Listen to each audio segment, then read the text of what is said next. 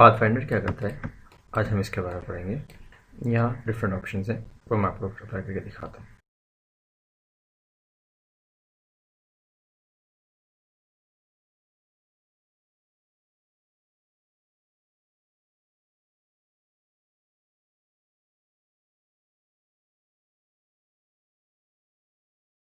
हर एक ऑप्शन का अपना अलग काम है। हमने शुरू में जो अप्लाई किया उससे यूनियन हो गया, ज्वाइंट हो गया। दूसरे ऑप्शन से क्रॉप, तीसरे से भी क्रॉप, चौथे से इस तरह से पंच हो गया आपस, और पांचवे से बाहर वाली साइड क्रॉप हो। ये था पाथफाइंडर का काम। अब मैं आपको सर्कल के साथ करके दिखाता हूँ।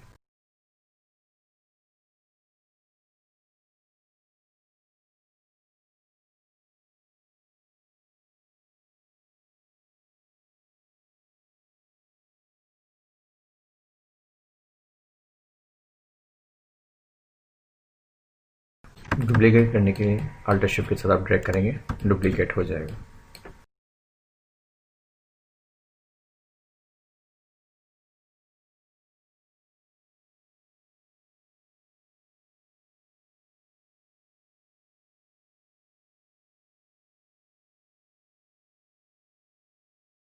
ये देखिए, ये है पाथफाइंडर का काम। दो ऑब्जेक्ट को जोड़ना, पंच करना, क्रॉप करना, ये सब चीज़ें पाथफाइंडर से होती हैं। ठीक है, अब अगले ऑप्शन में चलते हैं। पेज ऐड कर लेते हैं। पेज ऐड करने के लिए आप यहाँ से ऑप्शन दबा सकते हैं, या कंट्रोल शिफ्ट पी की शॉर्ट की इस्तेमाल कर सकते हैं। रेक्टेंगल फ्रेम, एलिप्स, पॉलीगॉन, और नीचे भी सेम रेक्टेंगल, एलिप्स, पॉलीगॉन है। दोनों में फर्क क्या है आपको दिखाते हैं। जब आप इसको ड्रैग करते हैं कुछ इस तरह की इसमें शेप बन जाती है, और इसमें नहीं आती। आप दोनों में इमेज प्लेस कर सकते हैं।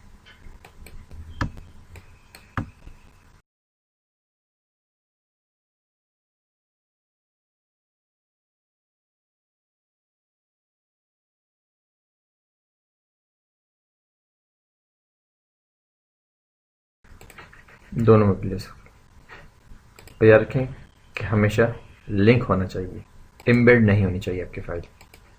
छोटा करने के लिए आपको डबल क्लिक करा, इमेज के बाहर वाली सिलेक्शन आई, डबल क्लिक से दूसरी सिलेक्शन आ जाएगी, आप उसकी मदद से छोटा कर सकते हो।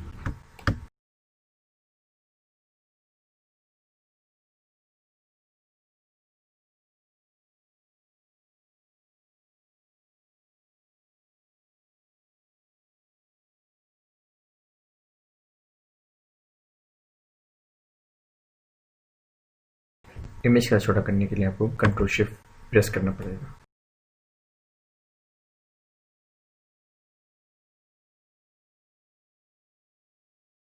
अब यहाँ के एलिप्स में आपको दिखाता हूँ।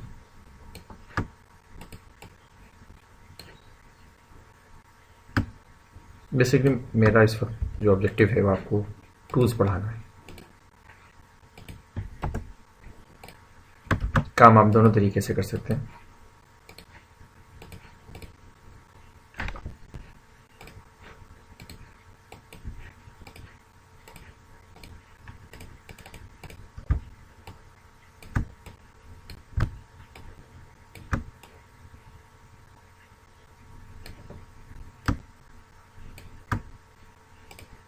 जब इस ऑब्जेक्ट को बड़ा करेंगे तो खाली आउटलाइन होगी। दोनों को बड़ा करने के लिए कंट्रोल शिफ्ट का साथ करेंगे।